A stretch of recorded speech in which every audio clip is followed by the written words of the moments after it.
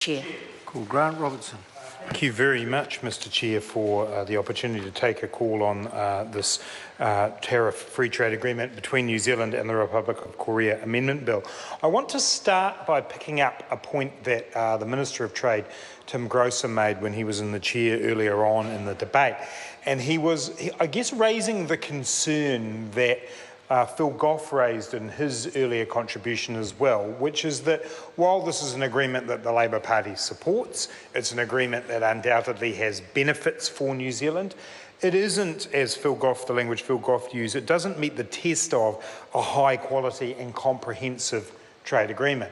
And the Minister was, whilst supporting the agreement, also reflecting that in his contribution when he bemoaned the fact that agreements like the one that New Zealand has with China and also the one with Taiwan, when we look at those agreements, we see ones that, although they're not perfect, are closer to that ideal of a high quality and comprehensive agreement.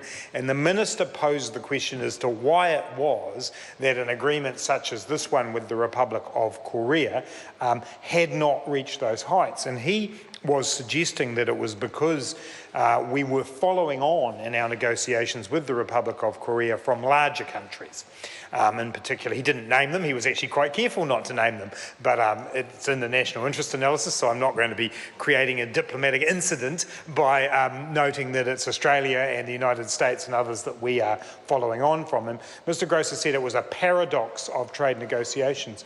Well, Mr Chair, I'd suggest that this is a major issue for us as we look ahead for what happens for New Zealand in the negotiation of trade agreements. We certainly were fortunate at getting in first, as it were, with China. It meant that we were able to put the imprint of New Zealand trade negotiations on that agreement. And I see in the agreement we're doing today, you see elements of that New Zealand style. So the fact that there are side agreements on labour and the environment, very good side agreements on labour and the environment that are part of this deal. That's a sign of the New Zealand way of saying it's about market access, it's about access for our providers of services, but it's also about what the issues that sit around the outside of that, how we treat workers in our workplace, what role we give to environmental standards in the way that we go about the businesses and industries that become the exporters who sell into these markets. So I think New Zealand has a way of doing those sorts of negotiations that I think help create good quality agreements.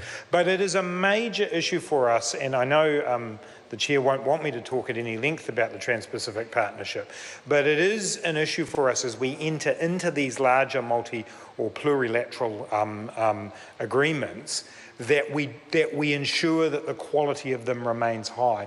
And I think from a New Zealand point of view, particularly for instance, if we look at an agreement with the European Union, which is certainly one that we want to see happen, that we take into those negotiations the spirit of the way New Zealand does these agreements, rather than allowing ourselves to follow on from where there are different kinds of interests at play.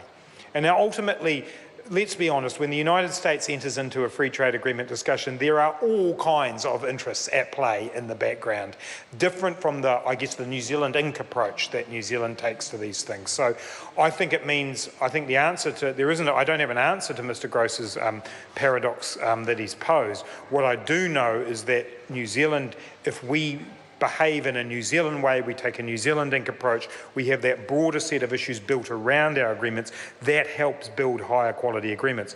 Ultimately, we know that for New Zealand, a large-scale global multilateral agreement's what would be the best thing. But we're miles away from that, Mr Chair. So then we go looking for regional agreements, because that's the next step down. And we're seeing with the Trans-Pacific Partnership how difficult that is. So bilateral agreements, high quality, comprehensive ones, are going to be significant and important to New Zealand, and we should continue to support those.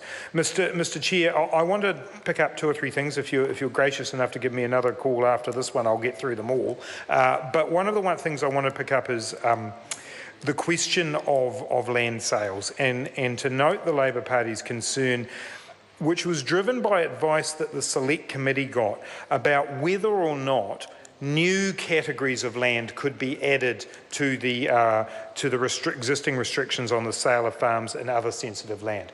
This is not about just the fact that the Labor Party happens to believe that we should be, as my colleague Jenny Salisa just talked about. Mr. Chair. Call Jamie. Oh. I call Grant Robertson. Mr. Chair, a wise choice. Mr. Chair, picking up Jenny Salisa's point about land, sensitive land, is that it's not just that the Labor Party does believe that we do need to apply tighter restrictions to non-resident foreign buyers, and we do, because we believe that that is a major factor in the house price inflation that's pushing New Zealanders out of being able to buy their house. But it is more in this agreement the principle that the committee could not be sure in their deliberations that a new government could introduce those restrictions, or indeed, as Jenny Salisa said, a stamp duty. Now, we as a parliament need to be very careful about passing through, in this case, a free trade agreement that would limit a future government from being able to do that.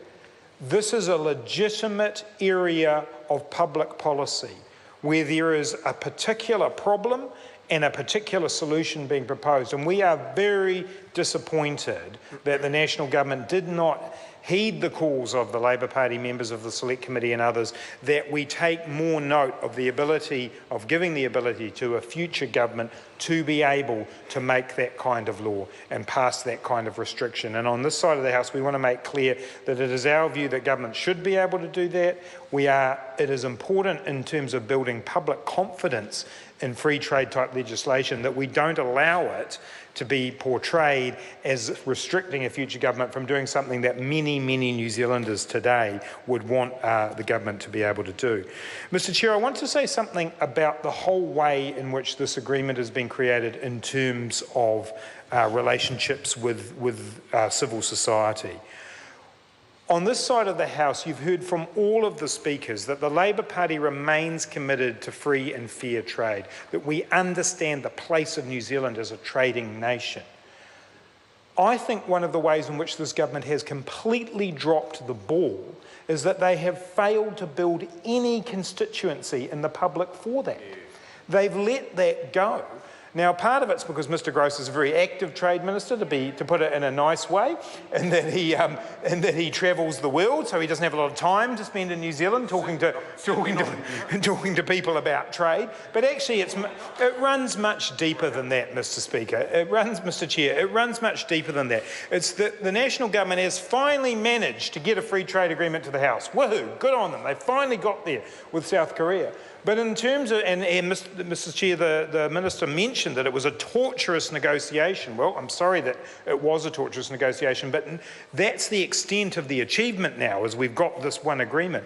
But in the meantime, public understanding, public confidence, public trust in what we're trying to do with trade is dissipating. And the Trans-Pacific Partnership is a whole different matter. I mean, this agreement, when you read through the national interest analysis, it is about market access. It is about services and the access of our services providers. It is core trade activity. The TPP is much bigger, much larger than that. But the failure of the government to engage properly with civil society on this really is very disappointing, Mr. Chair. And we will not, as a country, go forward with a national consensus around trade in the absence of that engagement. We know from the TPP that there are strong concerns from groups like the Council of Trade Unions, who previously have been quite involved in the way in which we've gone about our trade negotiations, simply not even being talked to and not discussed.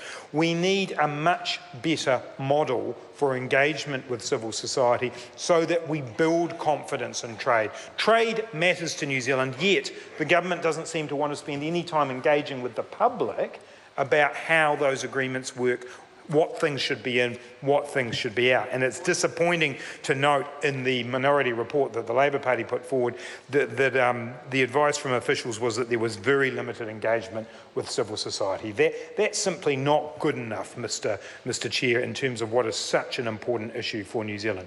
So the Labor Party will support this legislation. On balance, it is good. It does reduce significant tariffs. There are industries who will be able to flourish, kiwi fruit being one of those in particular, out of this. benefits. It's not perfect. We're following on and getting not as good a deal as some of those other countries we're following on from in some areas like services, for instance, and we need to look again at the way we go about that negotiation. But, Mr Chair, fundamentally, this kind of trade agreement is one that it is easier to support because it is clear about those benefits. The government needs to take a good hard look at itself in the way that it is mucked up the TPP. Call Jamie Ross.